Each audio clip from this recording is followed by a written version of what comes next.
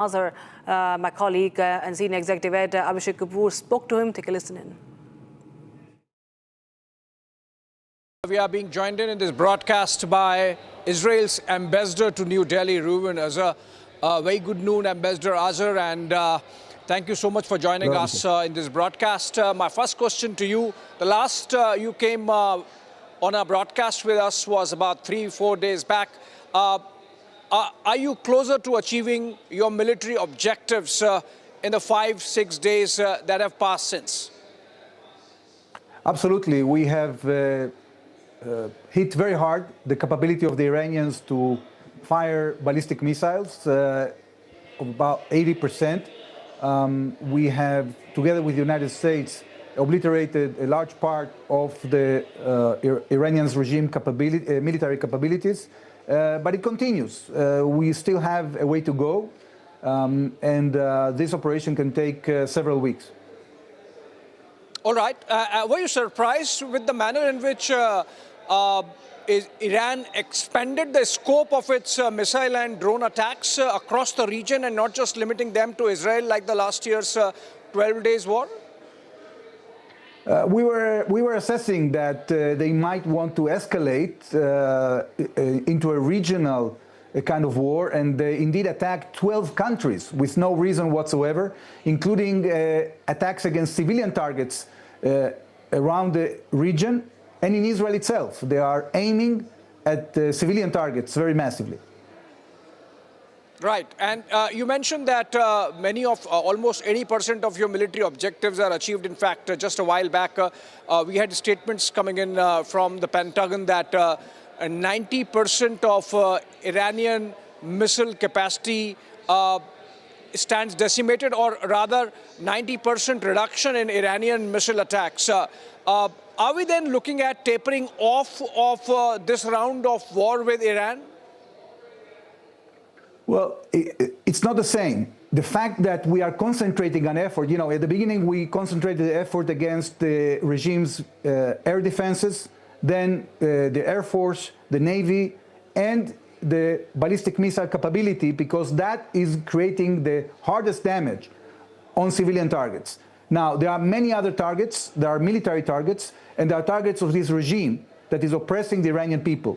What the United States and Israel want to do is to create a situation in which the Iranian regime that has been oppressing their own people for the last few decades and also terrorizing the region in many ways and creating weapons of mass destruction, that this regime will be weakened so the Iranian people can embrace the moment and try to bring a change in the regime or a change of the regime, because we don't want to engage ourselves again in a few months or a few years in another military operation. So it is very clear that despite the fact that you know, in negotiations and also through military means, we've been projecting to the regime that will be a hard price for them if they continue their policy. They have continued their policy. And therefore now the military operation is much harsher, it will take more time, and it's intended to change the reality in our region. Oh, that's a significant statement coming in from you, Ambassador Azar. What you're suggesting is that, if anything, this is going to be a long, drawn-out affair, that you are striking deep and hard. You have upped the game in terms of attacks, because the ultimate objective is to make sure that the present regime does not stay there. Absolutely. You know, there are two phases here. The first concentration of Israel is to neutralize the existential threats against our country. As you remember very well, Abhishek, the Iranian regime has stated time and again that it wants to annihilate us, that wants to exterminate the state of Israel, that even had a placard in one of the places in Tehran that was counting the time of Israel's existence back. And they had 2 or even 3 programs to implement that: the military nuclear program, the ballistic missile program, and the support for the terror proxies. This was a regime that was actually taking over 4 Arab countries, and thanks to the efforts of Israel in the last 2 years, we have debilitated the regime, but not enough to the extent that it will neutralize the existential threats. They were on a pace to create immunity for these programs by burying them so deep into the ground that even the American forces won't be able to obliterate them. So now we acted before it's too late. And by doing that, we are not only defending ourselves, but we are defending the entire region. Okay, just a couple of tough questions, Ambassador, if you could take them. First up, Please. The IAEA says in the latest report that they do not believe that Iran was any closer to getting a nuclear bomb. So, I mean, how would the United States and Israel together respond to that? Well, as I said earlier, people have to pay attention. We are not claiming that the Iranians right now were weeks from producing a nuclear weapon. What we are saying is that the Iranians have embarked in a program to move all the capabilities into locations deep underground that would allow them a process of reinstituting, reconstituting all these weapons of mass destruction without any possibility for us or the Americans to intervene. And that's why we had to take action now, okay? So what we did is not actually in contradiction to what the IAEA is claiming. All right. My second question is, Ambassador Azar, if regime change is the objective or was the objective, then we are not seeing that happening on the ground in terms of really people coming out and hitting the streets, taking down the present government and its symbols. So we are not seeing any kind of a counter-revolution or protest happening. And it's not just about us. For example, CNN, the American news station, they have sent a team, and their reports suggest that on the ground it seems everyone is just going around or going on with their life, and that there is no